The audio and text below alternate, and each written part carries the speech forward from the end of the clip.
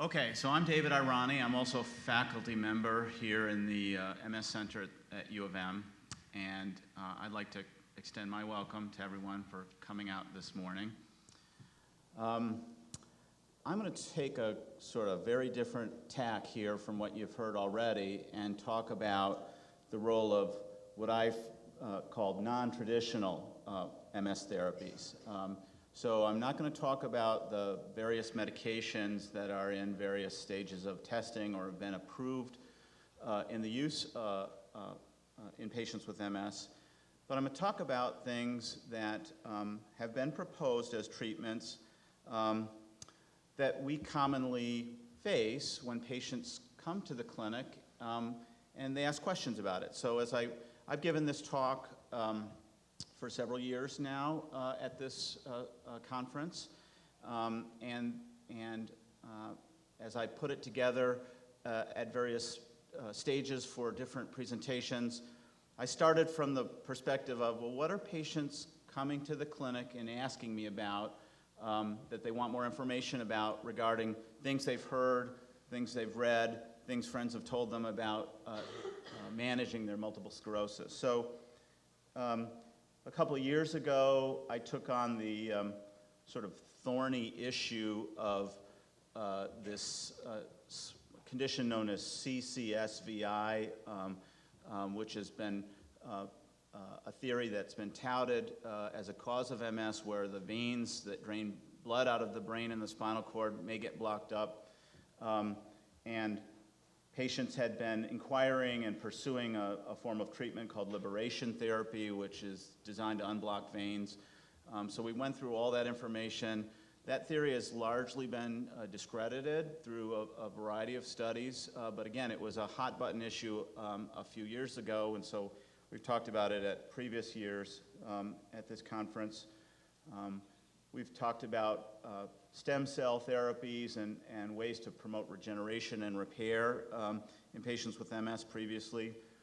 I think last year I talked about the controversial subject of the use of marijuana for medical purposes to treat MS symptoms, and we talked also a little bit about the role of vitamin D in multiple sclerosis. So I'm going to stay away from these subjects today, and instead what I want to do is talk about other alternative drug treatment regimens that patients come to clinic about, having heard about or on, and go through some of the facts and some of the myths associated with the use of these treatments.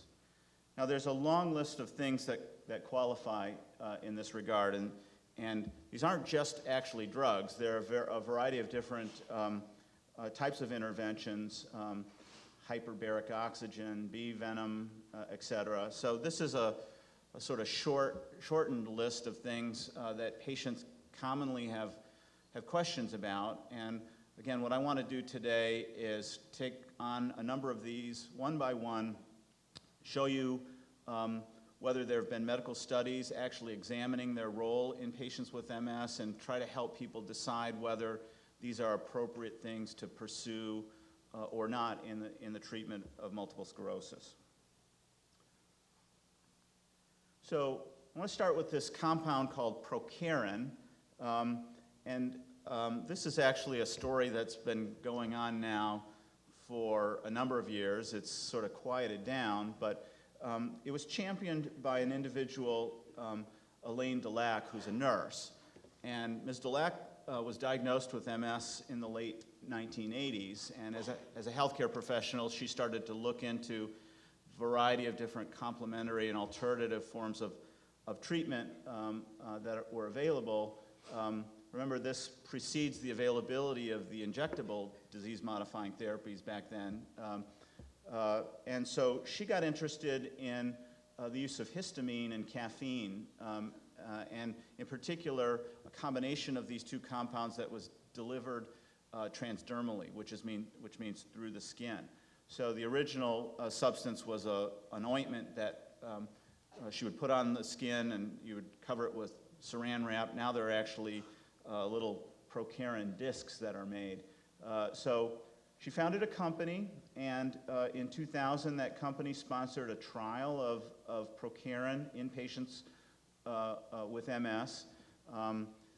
The trial claimed to show a benefit, and it was actually published in a peer-reviewed medical journal, so the results were available to the medical community, although with increased attention to the study, a number of groups, including the MS Society, called into question whether this was actually the case. The drug is not FDA approved. It is actually out there. It's taken as a patch that you put on once a day, and you can buy it. I actually looked it up on the internet a couple days ago as I was preparing the talk, so it's available, but it's actually not an approved therapy for multiple sclerosis. This is a screenshot from the study that was published in the medical literature in 2002. It was a small study. There were only 29 patients in the trial, and one of the reasons why the study was criticized was that they had a very small placebo group with only 7 people. And so the patch was placed. Patients were given a variety of different questionnaires and surveys about their MS symptoms, and the claim was that treatment actually improved some measures of fatigue, but it also turned out not to have any beneficial effect on a variety of other symptom measures. So that's really why the results of the trial have been disputed, and I don't think you see much use of it anymore. There have not been further studies. It's interesting that Ms. Dulac actually wrote a book in 2005 documenting her efforts to bring Procarin into the mainstream medicine, and she had published it herself because she couldn't get a publisher to support it. So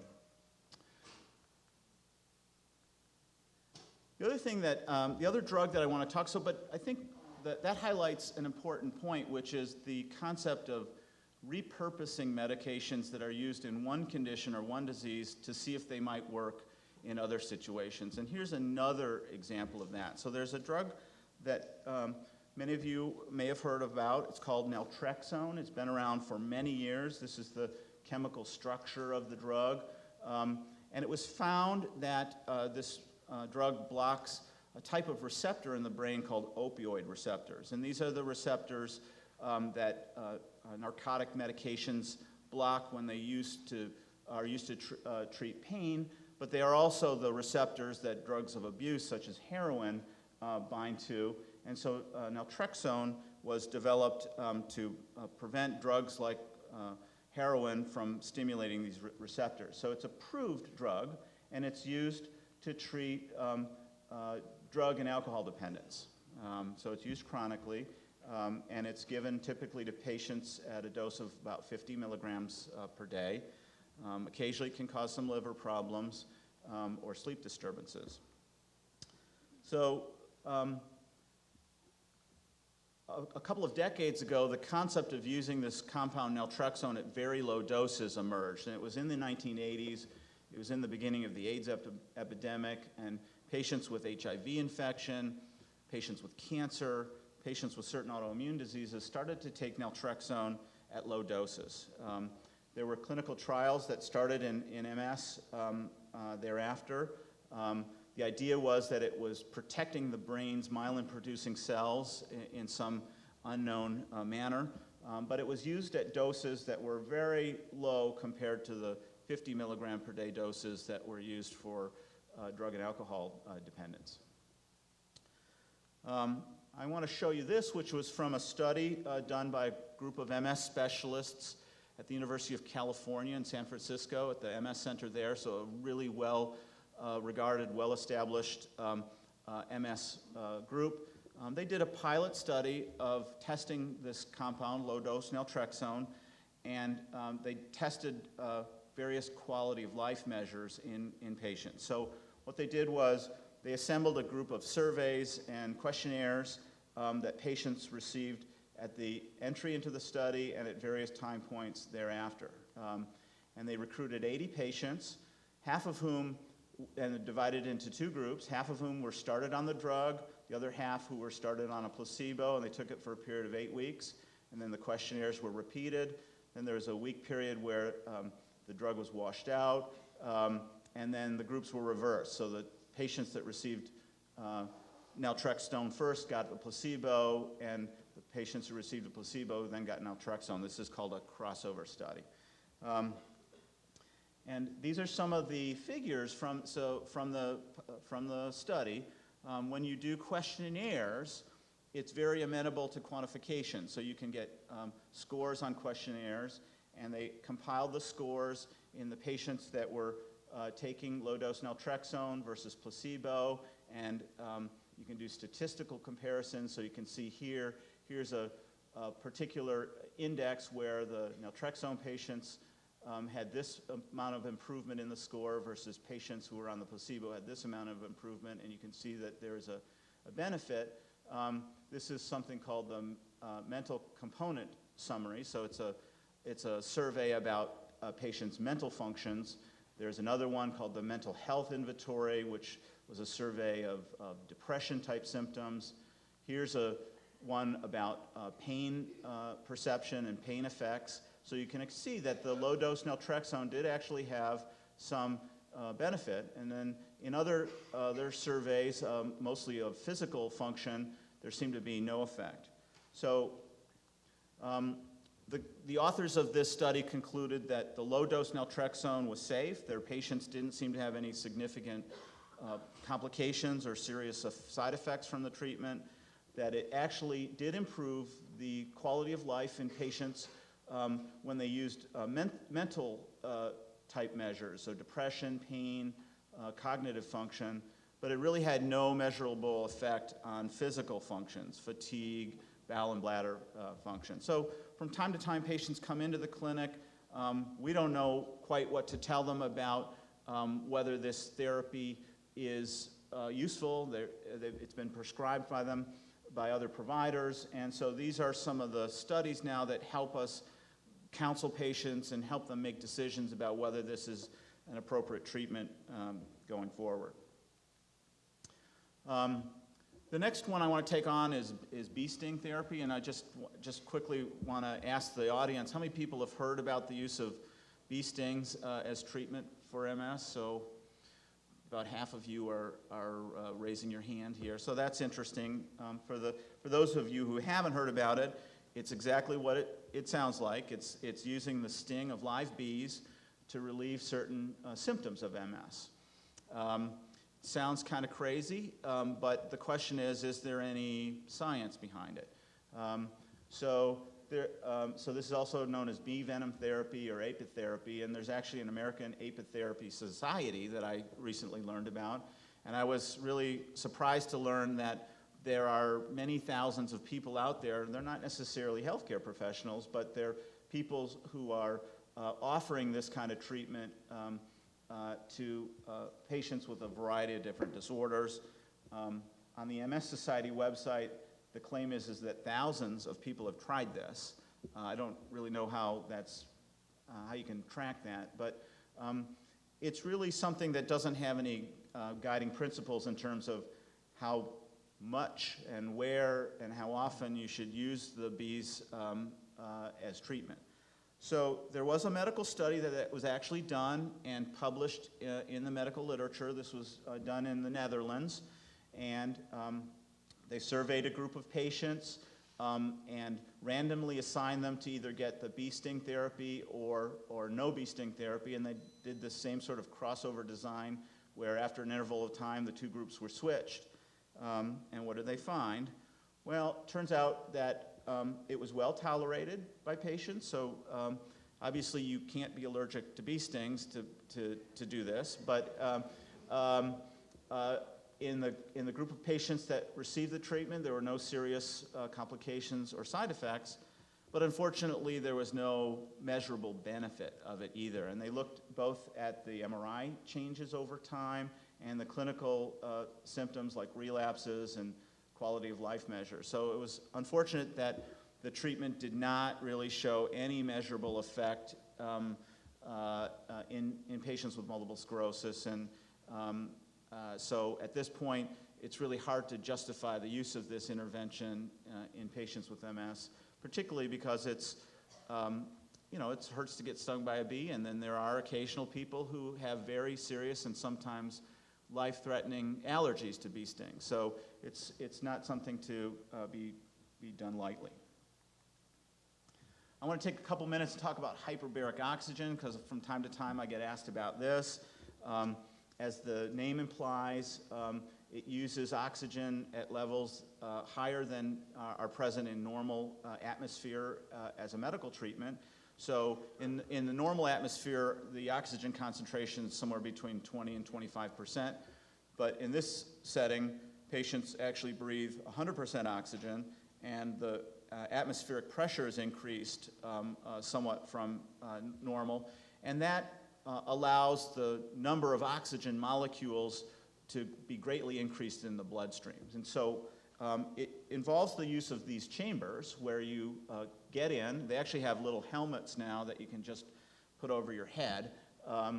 And you breathe 100% oxygen under increased pressure for an interval of time. So usually these are a series of treatments done for 1 to 2 hours. They're done under various regimens multiple times per week, generally over an interval of weeks or a few months. And hyperbaric oxygen is actually used and approved for certain medical conditions. So for example, it's been shown to be helpful in patients with poorly healing wounds to facilitate wound healing. And it's also been used as a treatment for patients who may have been exposed to high doses of carbon monoxide to treat carbon monoxide poisoning. So the question is, does it have any benefit or role in patients with MS? So the idea was that it might slow the progression of neurological disability, and there have been a series of randomized studies done. Particularly in the early 80s. Most of these studies used a regimen where patients got about 20 treatments over a period of 4 weeks, and it was compared to another group of patients that were not treated with the therapy. So unfortunately, when you take all these studies and merge them together and look at the results, there really was no clinically significant benefit for hyperbaric oxygen in treatment of multiple sclerosis. Now, I just caution you, because of the timeline here, this was generally before the routine use of MRI scans, so these weren't studies where MRI measures were followed over time. But there was no evidence that the therapy had any effect on relapses or disability progression in patients with MS. I'm going to end here talking about diet, and in particular about sodium in the diet. And again, just as out of interest, how many people here have heard about the possibility that a high salt diet might not be good for you, might not be good for your multiple sclerosis? Is that something that people have heard about? So fewer hands. That's interesting. So it's gotten a lot of traction in the public press recently. So this is an article from Medscape where it says salt may spur multiple sclerosis, autoimmune disease, and I don't know if you can see it, but this is March of 2013. Here's another article from the Forbes website, also in March. Eating too much salt may trigger MS or other autoimmune diseases. So it's gotten a lot of popular press, and that's because there were a series of scientific studies published in the medical literature. Here's one of them. It was published in the British science journal called Nature, so a very prestigious scientific journal. And what these investigators found is that the T cells, which we think are contributing to the pathogenesis of multiple sclerosis, are sensitive to the concentrations of sodium in their environment. So if you manipulate the sodium concentration slightly, you can make T cells become more active and prone to causing disease. So a particular type of T cell called the Th17 cell, which is very strongly implicated in autoimmune diseases such as MS, is influenced by sodium. And these scientists were able to identify the signals inside the cells that lead to that. So it turns out that changing the salt concentration changes the function of certain proteins inside the T cells and makes them turn into these bad actors here. So there is some scientific evidence, at least in a petri dish and in animal models, that the sodium concentrations and the sodium content of our diet may influence the disease course. Unfortunately, there have not yet been any clinical studies in humans with MS to show that following a high salt versus a low salt diet makes a difference, but would be reasonable to suspect that people are starting to ask that question, and I think it's generally assumed in the medical community and in the lay population that low salt diets are good for your cardiovascular health as well. So there may be additional benefits of watching your salt intake. So to wrap up, we've seen sort of in a quick overview that studies of procarin, bee stings, and hyperbaric oxygen do not show any benefit in patients with multiple sclerosis. There is a small study to suggest that low-dose naltrexone may actually have benefit on patients' mental quality of life, and we don't yet know whether salt in your diet makes a difference or not, but there's some scientific reason to believe that that might be the case. I think on my last slide, I want to just editorialize a little bit and make a few comments. As you know, as MS neurologists, we are here to try to help you, okay? And sometimes that help means prescribing medications or recommending tests to diagnose and manage your MS, but sometimes it involves giving advice in the clinic about things that we know are safe, things that we know might not be safe, and giving our opinions to you about whether certain courses of action are appropriate or not. We are here to help. So I would strongly encourage you that that if you're taking something for your MS or someone's advised you to try something for your multiple sclerosis, that you talk to your neurologist about it. It's good to have a conversation about these things. We don't always agree with the things that our patients do.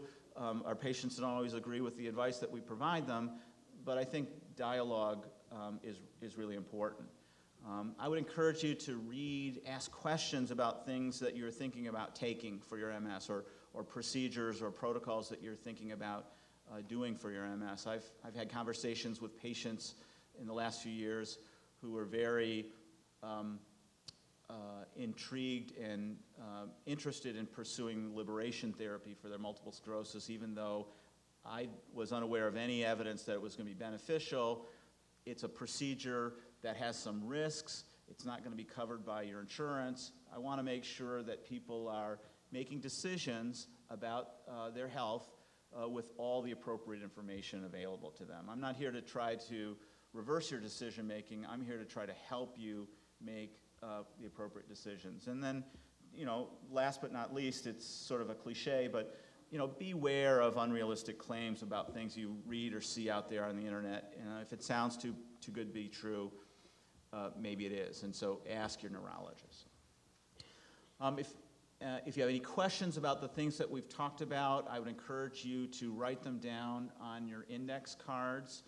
Dr. Chad is going to speak after I'm done here. We're going to have a little break, and during that break, we'd like you to either drop off your cards at the front desk or hand them to one of the speakers from this morning.